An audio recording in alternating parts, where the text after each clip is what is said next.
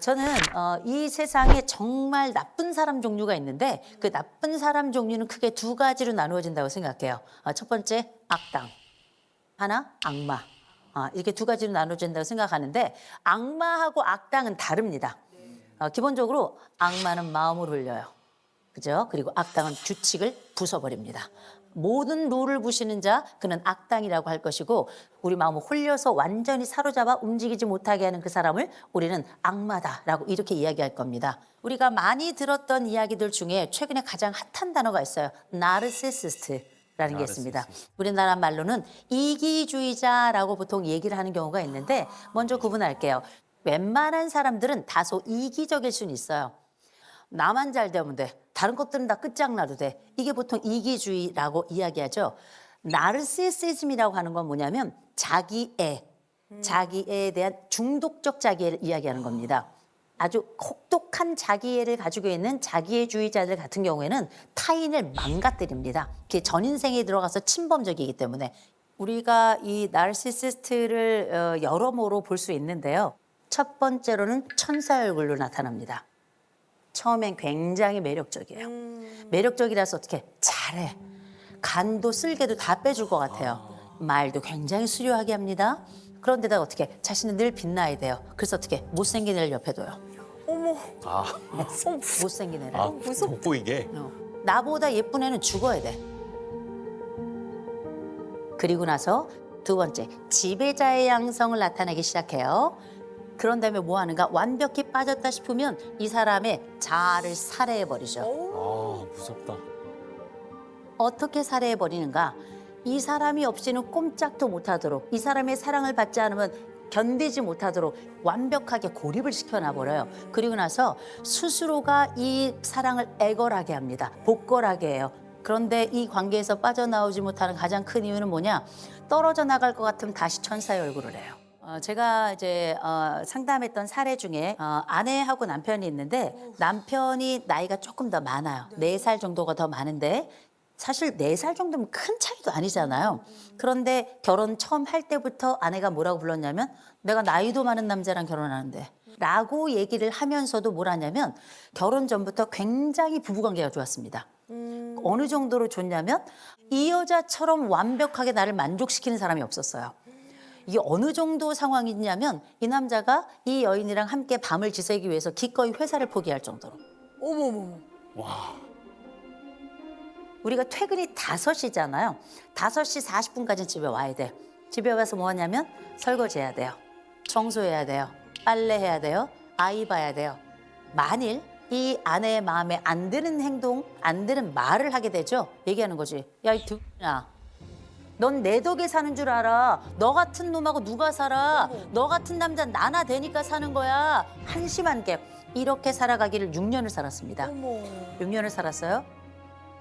부부싸움이 끝나고 나죠. 그러면 남편은 그 도중에 항상 어떤 일이 있었냐면 7번에 걸쳐서 자해와 자살 시도가 이제 발생을 했던 겁니다. 이 남자가 한 얘기가 있습니다. 저는 이 여자 없이 못 살아요. 어머. 이 남자가 이 여자랑 이혼하려고 도망도 갔었어요. 근데 이 여자가 그리워서 견딜 수가 없더랍니다. 어머머머. 다시 또 가잖아요. 한없는 미소로 맞아줘요. 그리고 나서 그 품에 안겨서 웁니다. 어머. 오빠가 너무 보고 싶었어요. 어머. 이렇게.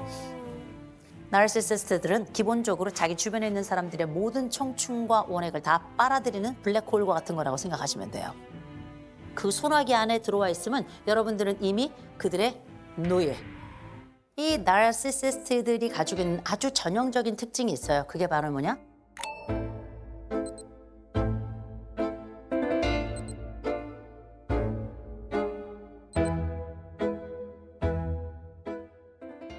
내 주변에 이런 사람들이 있는가 없는가 이게 굉장히 중요한데 우리 집에 이런 사람이 있다면 더 비극이에요.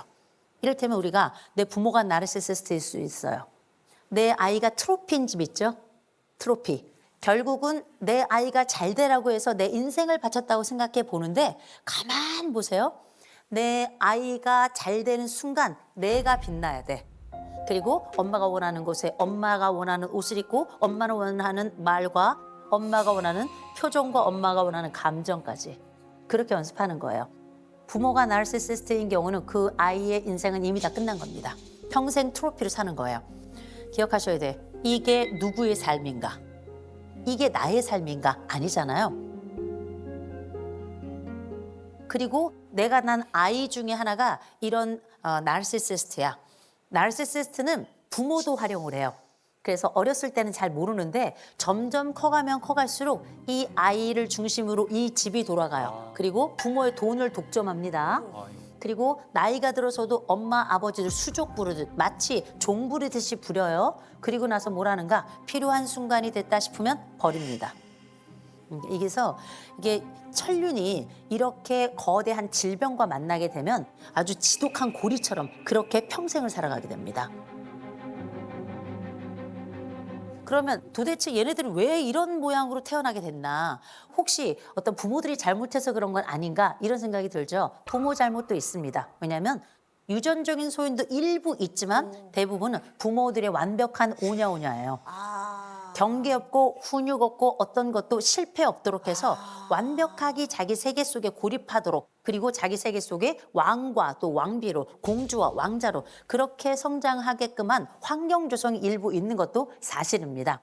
그럼 생각해 보세요. 우리가 뭐 오냐오냐 하면 다 나르시시스트로 크냐? 그렇지는 않습니다. 그래서 우리가 훈육이라는 게 있는 거예요. 훈육이라는 게 뭡니까? 해야 될 것과 하지 말아야 될 것, 그 경계, 울타리, 말뚝, 이걸 우리는 훈육이라고 부르잖아요. 그래서 아이들을 적절하게 좌절하도록 두어야 이 아이들이 건강하게 크는 거예요.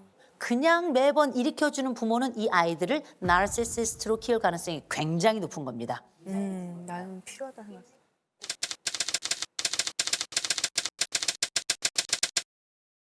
저는 일이 막 11시, 3시, 7시 방송을 잡으면 저는 중간에 아기를 데리러 와요. 그리고 아기 데려다 놓고 그리고 다시 방송하러 가요. 방송하시는 방송을 하시는. 그런 부분들도 다 저는 하고 있는데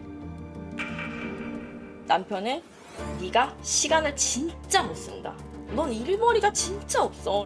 넌 이만큼 안 해. 안 하잖아. 저는 그게 무시한다고 생각하는 거예요.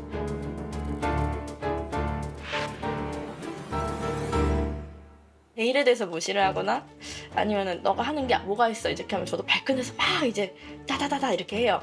이제 그러고는 옛날에는 자기한테 말대꾸도 안 하던 애가 지금은 대가리가 컸대요. 돈 좀 번다고.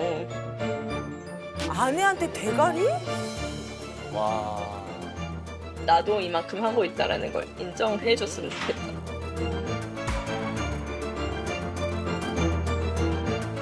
네, 두 분 소개부터 저희가 먼저 부탁드릴게요. 저 42살 네. 서명원이라고 합니다. 네. 네.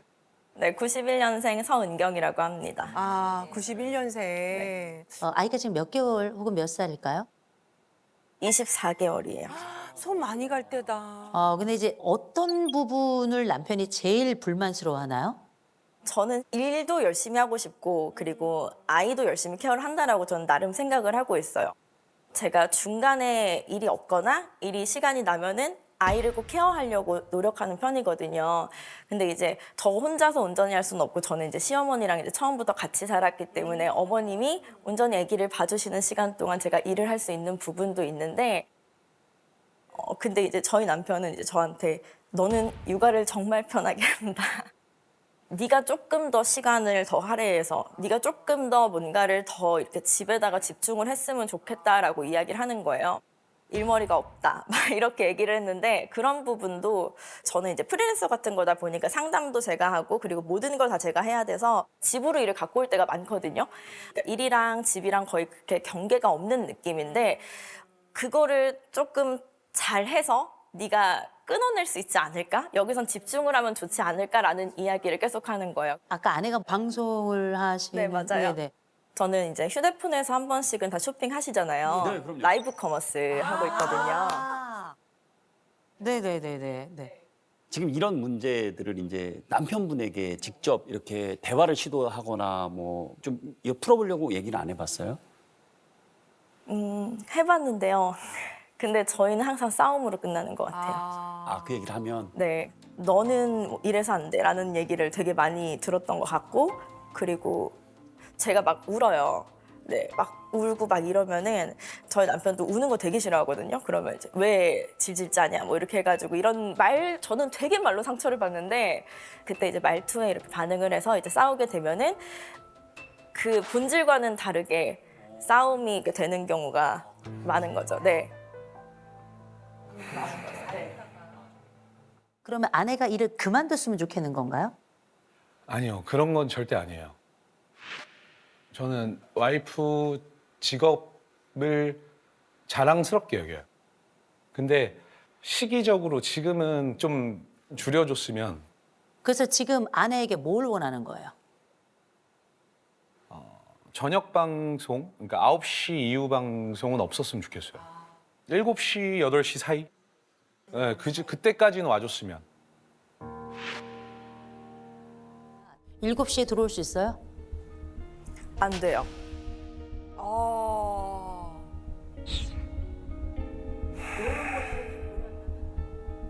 이 부분에 문제가 생기는 거예요. 왜냐하면 이게 가장 많이 팔리는 시간대가 있기 때문에 제가 말 조금만 해도. 그 와이프한테 시간 제한을 뒀으면 하는 건 평생이 아니에요. 저는 저희 아들이 화장실 갈 수 있고 물 떠먹을 수 있고 그 정도를 본인이 할 수 있다면 어머님이 육아하는 것 자체에 힘이 덜어질 거고 근데 지금 시기에는 안 된다는 얘기예요. 그 중심에는 사실 항상 어머님이 있어요. 어머님이 지금 49년생이시니까 좀 있으면 80이 다 되고 거의 8시간에서 10시간 이상을 아이를 봐주세요. 근데 그 쉬운 일이 아니에요. 정말로. 그래서 퇴근하고 집에 들어오면 들어와서 이제 엄마 눈치 보는 거예요. 얼마나 힘들어 하시는지. 그럴 수밖에 없지. 어머님도 힘이 드니까 붙이니까 한 번씩 앓는 소리를 내시거나 그래서 오자마자 야야 얘부터 데려가 빨리 데려가 야야야 막 이러실 때가 있어요. 힘드신 거예요. 근데 제가 말씀드릴게 집에 댁에 계실 때 직접 요리도 하시고 어머니가 좀 쉬실 수 있도록 그렇게 하시나요? 아니요 그렇진 않습니다. 그렇진 않죠. 예. 왜 그렇게는 안 하세요? 예, 이게 왜 그러냐면 이제 우리가 머릿속에 가지고 있는 엄마의 역할이 워낙에 크다고 생각하셔서 그래요. 그 엄마의 역할은 사실은 아빠는 가슴 없는 엄마거든요. 똑같은 방식으로 아이들에게 정서의 젖을 먹이고 놀이의 젖을 먹이고 똑같은 역할을 하는 겁니다. 그래서 아빠는 이틀 쉬는데 그동안에 어머니가 쉬지 못하고 엄마가 쉬는 동안에는 또 어머니가 쉴 수 있다고 생각하는 건 약간 오류라는 거죠. 아내의 수입에 대해서는 어떻게 만족하세요? 이게 왜요? 저는 와이프가 얼마 버는지 모르고 저와 이렇게 재산을 합친 적이 없어요. 그러니까 전반적인 건 이제 제가 다 감당을 하고 있고 와이프가 뭐 집에 아이 뭐 기저귀나 뭐 우유값 같은 거를 충당 물론 이제 그 금액이 뭐가 크다 작다보다는 이번 달에 얼마 벌었고 뭐 다음 달에 뭐 얼마가 입금 예상이 되고 이걸 모르는 거죠. 대략적으로만. 일이 한 번 있었어요. 예전에 일이 한 번 있었는데 전셋집에 살 때 그 집주인분이 갑자기 한 2천만 원 정도를 올려줬으면 좋겠다. 내가 한 1,000만 원은 만들어 볼 수 있는데 한 1,000만 원 정도 해줄 수 있어? 그러니까 돈이 없다는 거예요. 여주고 돈이 없다는 게 무슨 말이냐 하면서 이제 다시 보게 된 거죠. 그래서 얘가 씀씀이가 저 해프구나. 물어보니까 알고 보니까 이제 학자금을 갚았다 하더라고요. 학자금 대출. 학자금 대출. 대학 때 냈던. 네. 근데 이제 뭐 그 대출을 가져오는 것도 싫어요, 솔직히. 우리가 이제 결혼을 해서 가족이 된 건데 그거를 내가 알아야 되는 게 아니었을까? 그러면서 아무리 학자금 대출을 갚았어도 이게 맞나? 그래서 아내의 수입은 얼마나 돼요, 월? 제가 알기로는 뭐 7, 800 이상?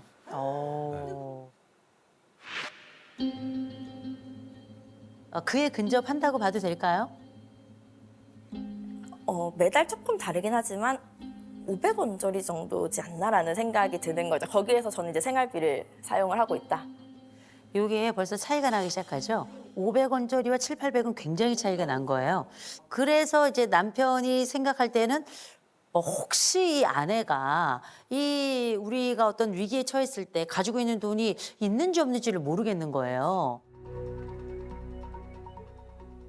두 부부는 알고 있어야 돼. 두 분은 기질도 성격도 똑같은 사람들이에요. 검사했는데 우리가 이제 많은 부부들을 보지만 그래프가 지금 같은 방향으로 모양이 다 이렇게 방향이 다 똑같죠. 이런 집들은 부부는 거의 없어요. 주로 반대편에 있는 그래서 흔히 우리가 이걸 임하고 짝이라 그래서 내게 없는 것을 그 사람에게 간절히 찾아서 그렇게 짝꿍이 되는 경우들이 되게 많아. 그래서 각자의 그래프가 반대인 면이 많거든요. 부부가 거의 같은 방향을 해서 비슷하게 가는 경우는 거의 없어요. 그래서 엄밀히 말하면 지금은 서로 적인 것처럼 얘기했지만 이 부부만큼 서로를 잘 이해하는 사람들도 없어요. 이 사람들은 둘도 없는 동맹이 될 수 있는 사람들이거든요. 남편이 그랬어요. 나 가부장이야. You know? 이렇게 얘기를 해요. 그런데 아내는 알고 있어요. 나도 한 고집 하거든. You know? 나름 한 고집 하는 여자예요. 그래서 이 남자랑도 사는 거예요. 이 아내는 기본적으로 자국 추구가 99점이에요. 이 아내는 집에 있을 수가 없는 사람이에요. 나가서 새로운 걸 계속 추구하면서 그렇게 살아가야 되는 거예요. 그런데 이 남편도 자국 추구 점수가 74점이에요. 못지않아요. 굉장히 모험적이고 도전적인 걸 많이 추구하는 사람이에요. 나는 알아. 내가 유능하다는 걸. 알고 있어요. 그죠? 근데 알고 계셔야 돼요. 똑같이 유능해요. 똑같이 유능해서 이 여자도 일을 해야 돼요. 이 여인은 주부로 1번 할 수 없어요. 왜냐하면 본인하고 똑같거든요. 그래서 이 여인이 일을 더 건강하게 잘할 수 있도록 도와주셔야 돼요. 그러면 훨씬 더 대화도 수월해질 거예요. 대화도. 지금은 남편이 아주 강하게 어필하고 있습니다. 집에 있으란 말이야. 애 보란 말이야. 네가 나가봐야 얼마나 번다고. 야, 너 세상 편하게 사는 줄 알아. 그런 얘기 아마 하셨을 거예요. 야 그때 당시에는 당연히 살기 싫지 너랑. 야 너랑 어떻게 살아? 네가 야 이런 것도 애 엄마라고 막 그런 생각 들지. 맞습니다. 분명히 하셨을 거예요. 그죠? 그런데 이 여인은 얘기합니다. 나 일할 거야. 당신 소리 지르러도 일할 거야. 나 애 키우면서도 나 일할 거야. 난 내일이 너무나 좋아. 그리고 이 여자는 앞으로도 일할 거예요. 이 여자 일해도 애 잘 돌 수 있는 사람이에요. 왜? 유능하거든. 제가 약간 놀랄 것 중에 하나가 뭐냐면 자율성하고 연대감이 둘 다 낮거든요. 중요한 건 이 자율성하고 연대감이 같이 낮잖아요. 그럼 뭐라 그러냐? 남 탓을 해요. 서로 존중으로 넘어가 줘야 돼요. 어떻게 존중으로 넘어가냐면 당신 잘할 거야. 당신이 쇼호스트계의 넘버원이 될 거야. 잘할 거야. 우와. 밀어줘야 돼. 애한테도 얘기하셔야 돼요. 니네 엄마가 최고의 쇼호스트야. 이런 얘기 하셔야 돼요. 그래야 아이도 엄마에 대한 자부심을 갖고 그런 거고요. 어머니한테도 설명하세요. 어머니, 이 사람 끝내줘요. 얘기해 주셔야 돼요.